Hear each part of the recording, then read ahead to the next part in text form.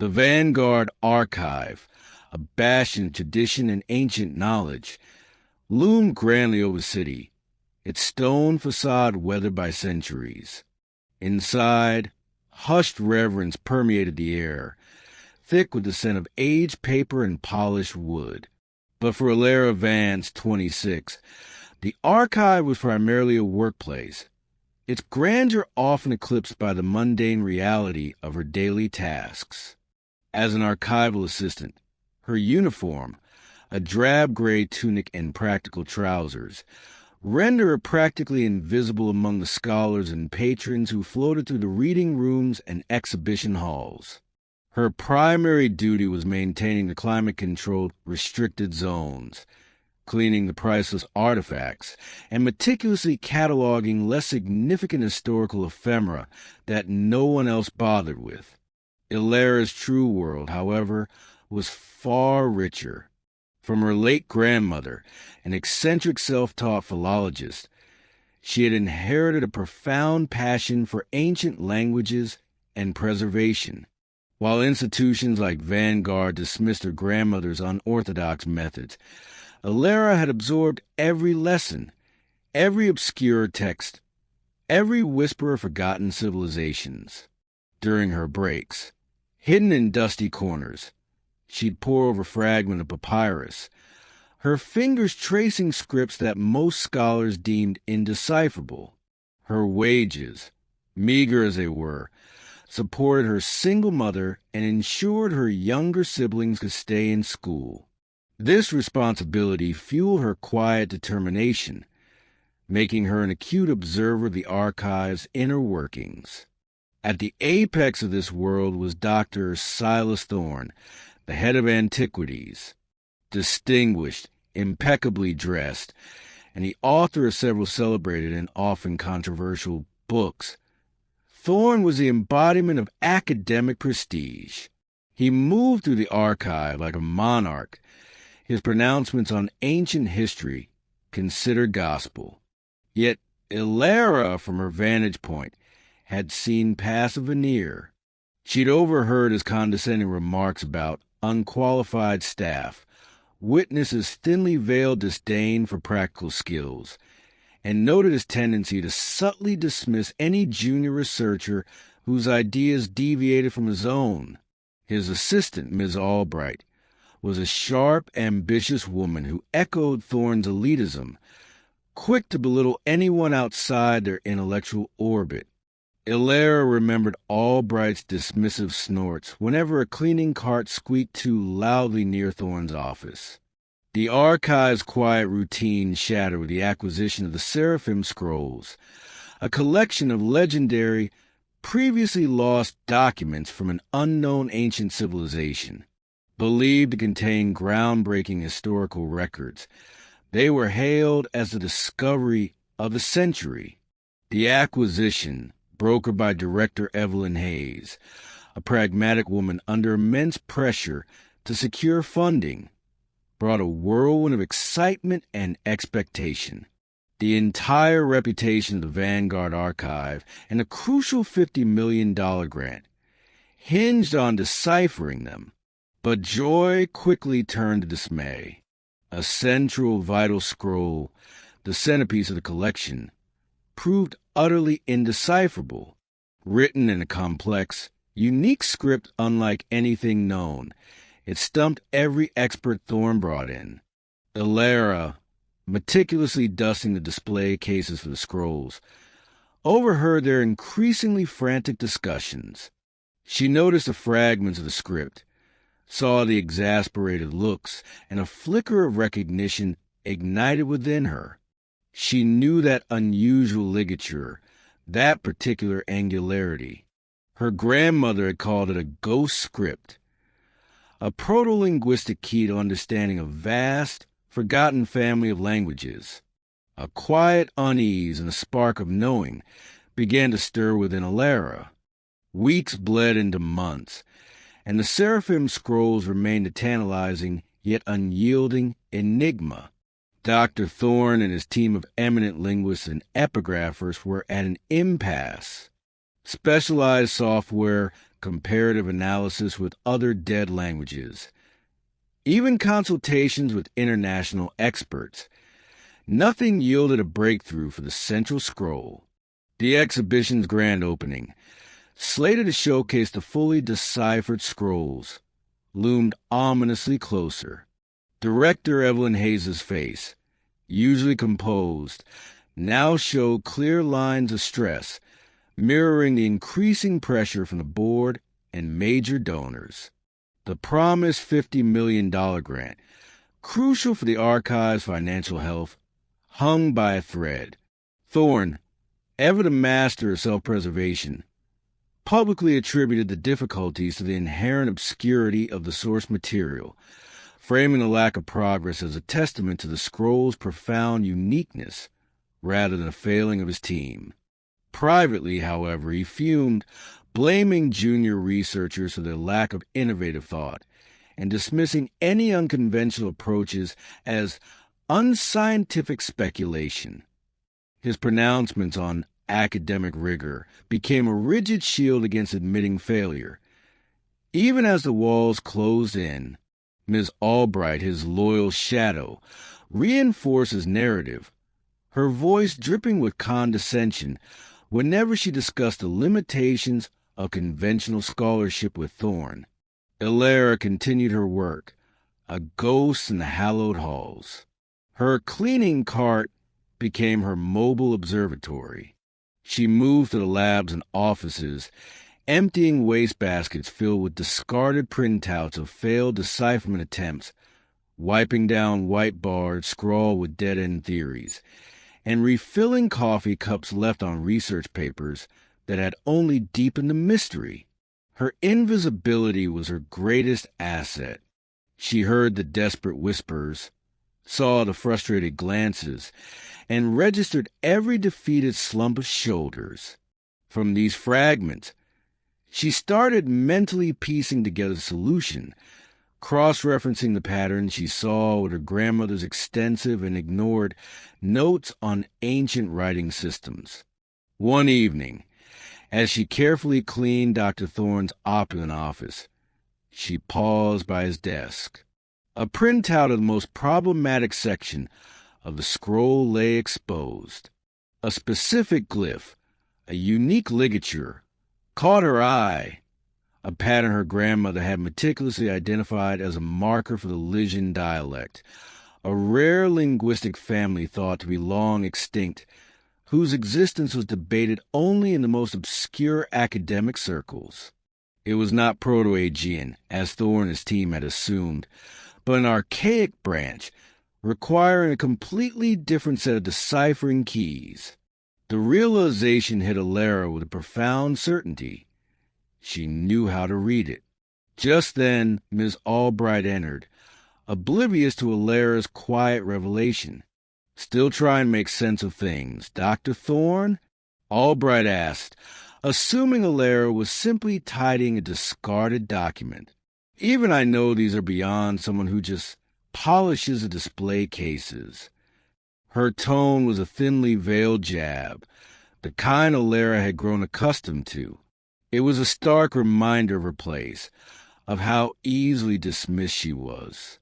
But instead of humiliation, a quiet resolve hardened within Elara.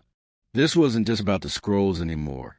It was about proving the value of knowledge that didn't come with a prestigious degree, about honoring her grandmother's legacy, and about challenging the arrogance that blinded those in power. The very next morning, Director Hayes called an emergency meeting. The $50 million grant was officially under review. The exhibition was facing indefinite postponement. Thorne, flustered and out of answers, could only offer tired excuses. Elara, passing the closed boardroom door, heard the rising tension in Hayes' voice, the desperation in her plea for a solution, any solution. Her moment, she knew, was approaching. The emergency board meeting concluded in a palpable atmosphere of defeat. Director Hayes, her face etched with exhaustion, dismissed the high-level scholars and patrons who had gathered to hear Dr. Thorne's progress report, or rather, his lack thereof. The room, usually abuzz with academic debate, was thick with the silent weight of failure.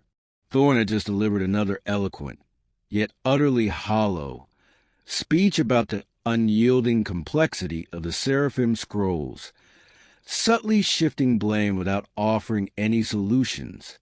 As the attendees dispersed, a cacophony of frustrated whispers filling the grand hall. Elara, who had been discreetly emptying a waste bin near the entrance, took a deep, steadying breath. Her hands, calloused from years of cleaning, tightened around the handle of her cart. Now was the time. "Excuse me, Director Hayes," she said softly, her voice barely carrying over the retreating chatter, yet somehow cutting through the air. "I believe I can help decipher the scrolls." Silence descended, so abrupt and profound that the hum of the air conditioning became deafening. All eyes swiveled towards Elara, still clad in her utilitarian gray uniform, a cleaning cloth draped over her arm.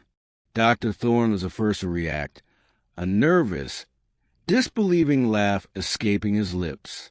"Elara, this is hardly the time for jest.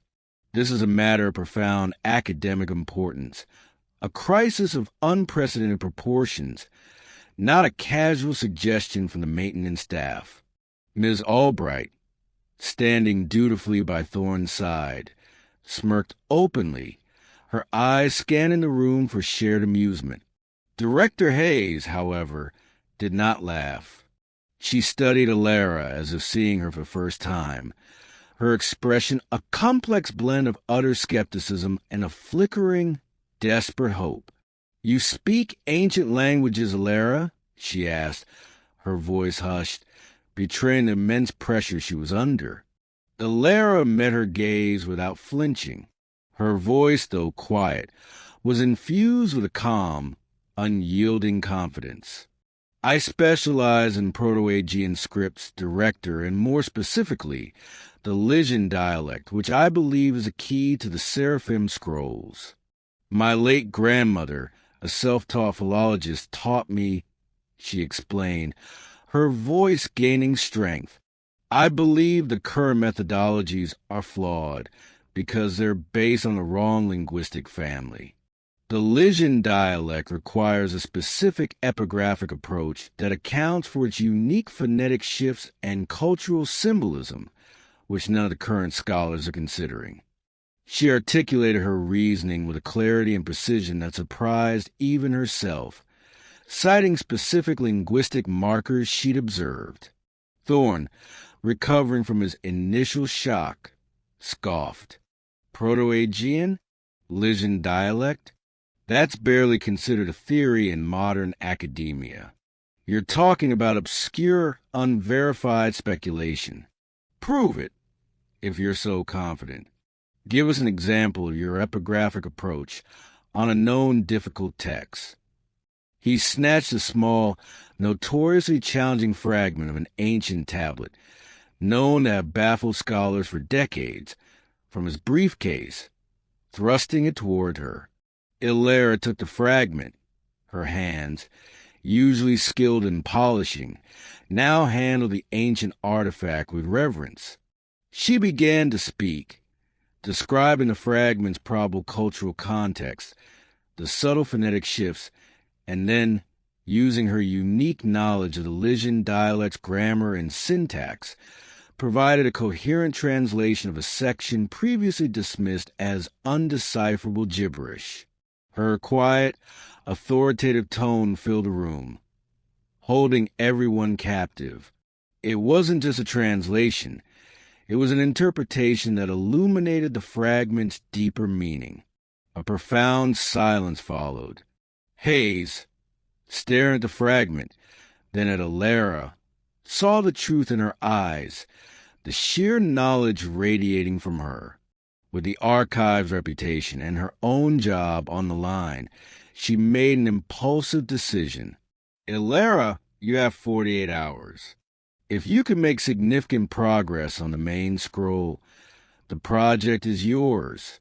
Dr. Thorne, you will provide Elara with all necessary resources and full cooperation. Thorne's face contorted in protest. Evelyn, you can't be serious. This is an insult to scholarship. This charade will ruin the archive's reputation. But Hayes, for the first time in months, felt a faint stirring of hope, cut him off with a decisive wave of her hand. As Elara was escorted out to begin her work, Thorne shot her a look of pure venom. "You'll regret this, Evelyn," he hissed to Hayes. "This will be your undoing." Elara found herself in a small, private office, not Thorne's grand space, but a functional room with a large, antique wooden desk and a heavy oak door that could actually close. It was a stark contrast to the vast, open spaces of the archive she usually cleaned.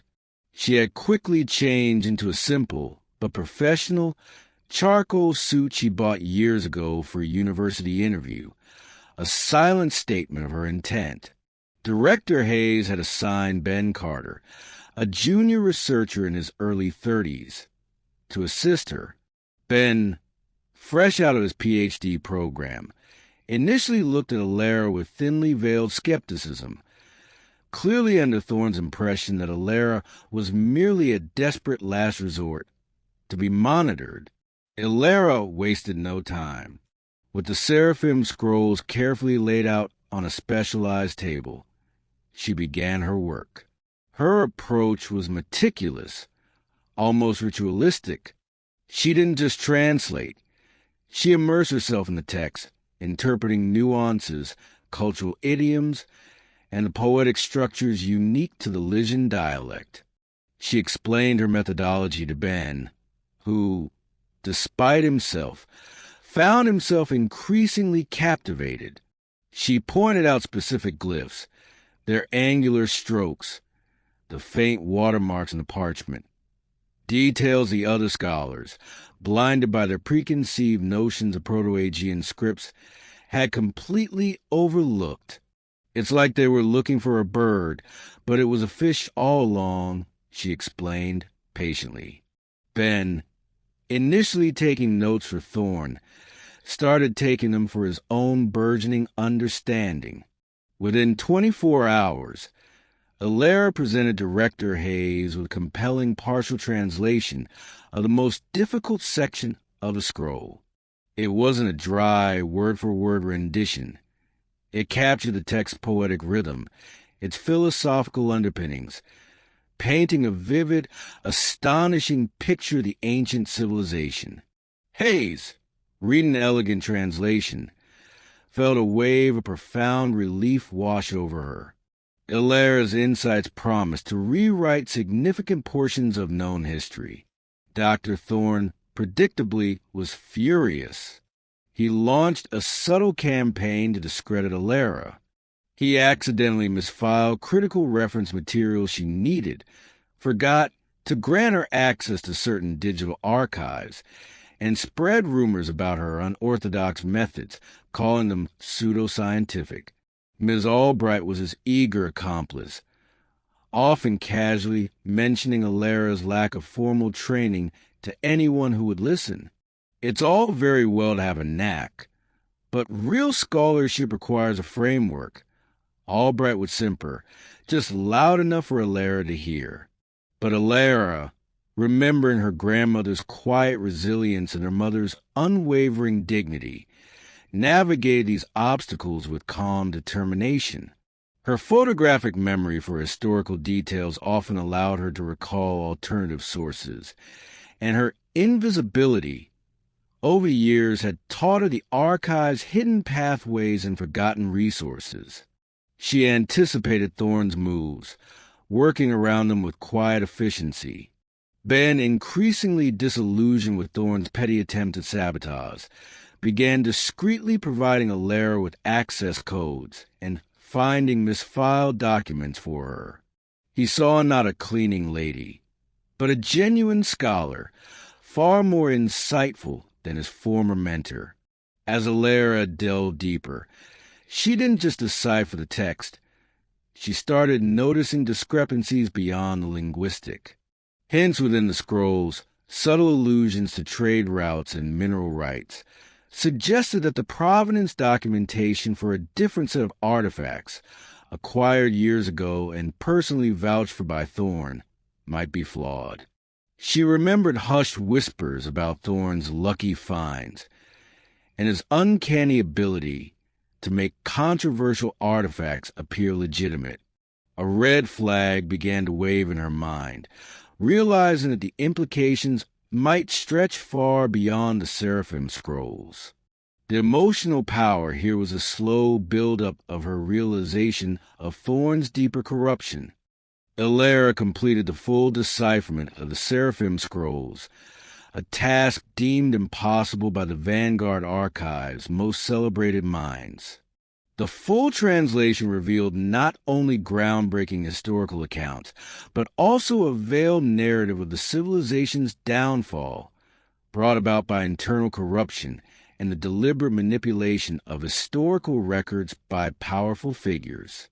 More startlingly, embedded within the scroll's hidden margins, Elara discovered a unique, almost imperceptible symbol, a watermark of sorts. This symbol was identical to one she had seen her grandmother meticulously sketch in an old, privately circulated academic paper, one that questioned the authenticity of a controversial artifact Thorne had discovered early in his career, an artifact whose origins had always been subtly doubted but never definitively disproven. Driven by an acute sense of historical justice and an emerging understanding of Thorne's character, Elara began a deeper investigation. She leveraged her newfound access and her deep, invisible knowledge of the archive's nooks and crannies. She located dusty acquisition records, internal memos, and long-buried scholarly critiques related to Thorne's past discoveries. She remembered overhearing hushed conversations between Thorne and Ms. Albright about managing information and shaping narratives regarding these older finds, discussions she had dismissed as typical academic politicking at the time. What Elara unearthed was a damning pattern. Thorne had a history of systematically taking credit for the work of junior scholars, suppressing their findings, and even fabricating or misattributing elements of provenance to inflate the significance of his own discoveries. The most egregious case involved a controversial artifact from years ago, the one with the unique symbol. Elara found irrefutable proof that this artifact was a complex forgery, and Thorne, fully aware of this, had deliberately suppressed the research of the junior scholar who exposed it, effectively ending their promising career. The symbol she found in the Seraphim scrolls, she now understood, was not just a watermark. It was a signature of a specific ancient guild of forgers, a subtle warning embedded within the text. This directly implicated Thorne in a long-standing cover-up of epic proportions. Director Hayes scheduled a highly anticipated presentation for the board and major donors to announce the successful decipherment and the groundbreaking findings. Thorne, desperate to salvage his reputation, tried to subtly frame Elara's work as a collaborative effort led by him, subtly inserting himself into the narrative during the preliminary remarks. He even tried to dismiss the Lysian dialect's importance in favor of the more widely accepted Proto-Aegean. As Elara stepped up to the podium, composed in her elegant borrowed suit, she began to present her findings. But as Thorne made one last, arrogant attempt to co-opt her work, a steely resolve settled in Elara's eyes. She not only presented the deciphered scrolls with breathtaking clarity, but, without a single tremor in her voice, projected her meticulously collected evidence onto the screen. Scanned documents, internal emails from Thorne, and the suppressed research papers from the disgraced scholar from years ago. And finally, Elara concluded, her voice ringing with quiet authority. The seraphim scrolls themselves contain a hidden warning, a symbol that, when cross-referenced with past acquisitions, reveals a pattern of academic misrepresentation within this very institution. The boardroom erupted in stunned gasps. Thorne, caught completely off guard, blanched, his attempts to deny and deflect quickly devolving into incoherent spluttering.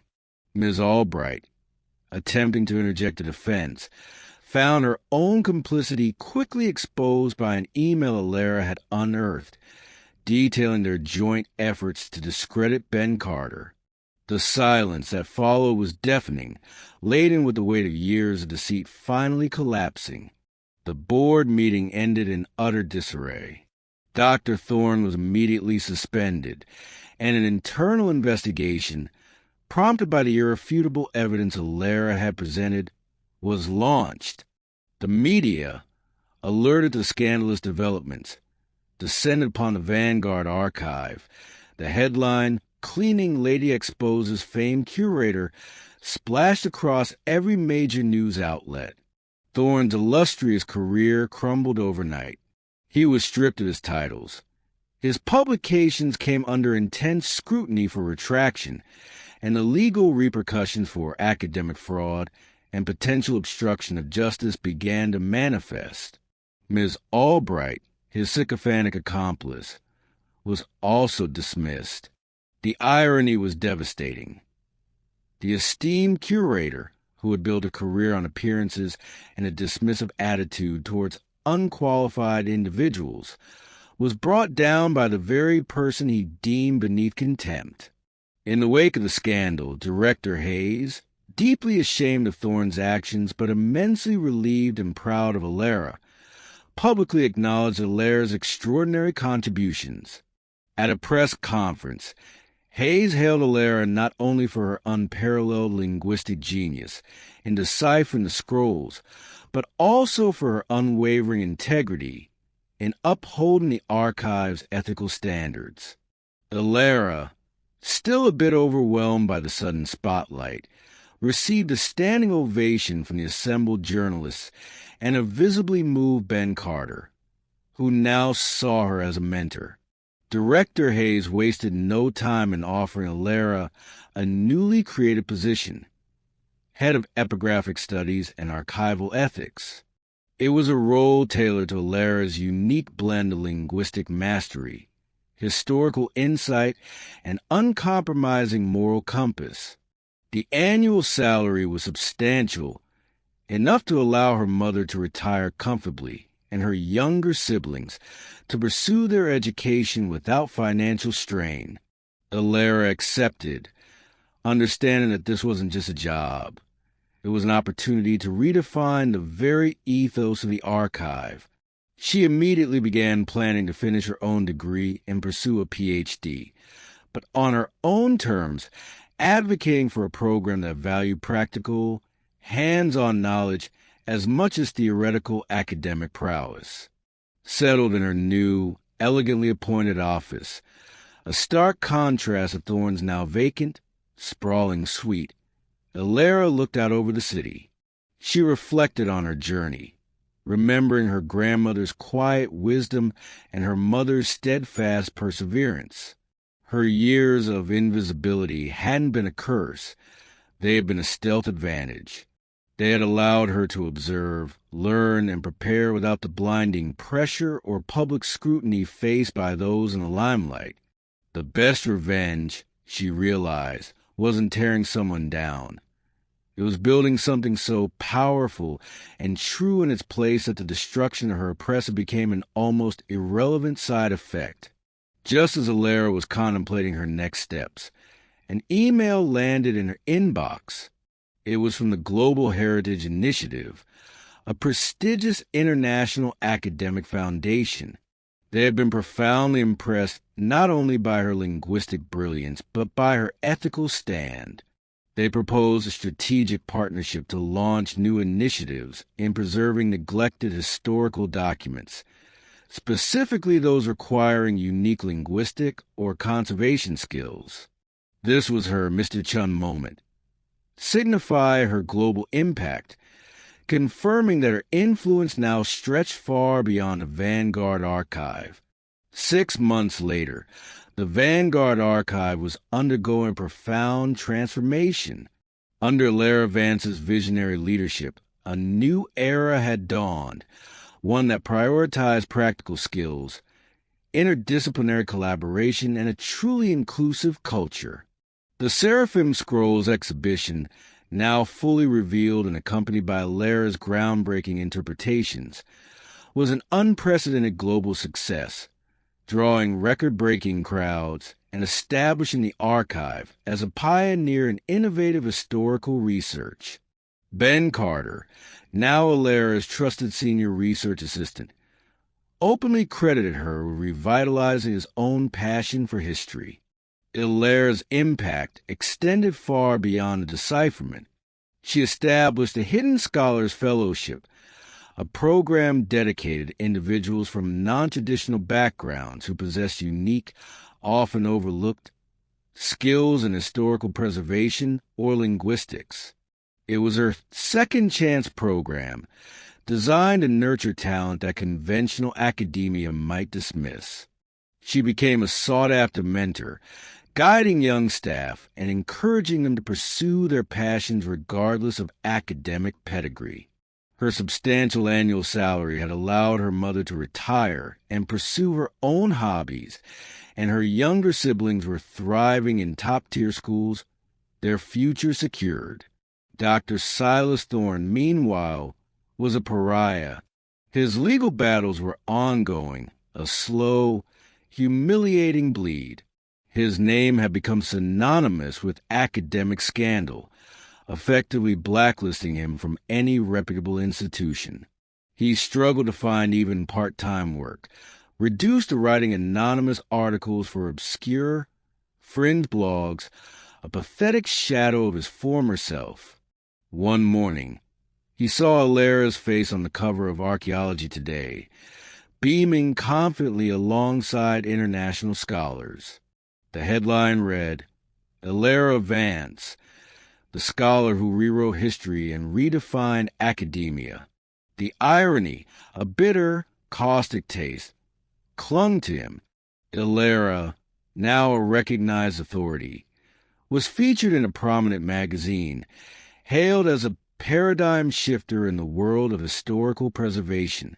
The article highlighted her extraordinary journey from an invisible archival assistant to a leading voice, emphasizing her unique blend of practical knowledge, intellectual curiosity, and unwavering integrity. That evening, in her new, spacious apartment overlooking the city, Elara received a call from her mother. "Honey," her mother's voice was soft, warm with pride. "I saw your interview today. You spoke so beautifully about second chances and perseverance." Elara smiled, looking out at the glittering skyline. "I learned from the best. Mom, you always told me that people can try to diminish us, but they can never diminish what we know and what we are capable of doing." During the interview, Elara had been asked about Dr. Thorne and whether she felt any resentment. Her response had been precise and elegant. "Dr. Thorne gave me the greatest gift anyone could give. He showed me exactly who I didn't want to become. His arrogance and prejudice taught me that true power comes not from clinging to titles or diminishing others, but from empowering talent and fostering an environment where curiosity and integrity can thrive." 3 weeks later, Elara stood before an audience of students at her alma mater, a modest state university, not an Ivy League. She was announcing the first recipients of the Hidden Scholars Fellowship. "No one," she told the emotional audience, "should have to choose between caring for their family and pursuing their intellectual dreams."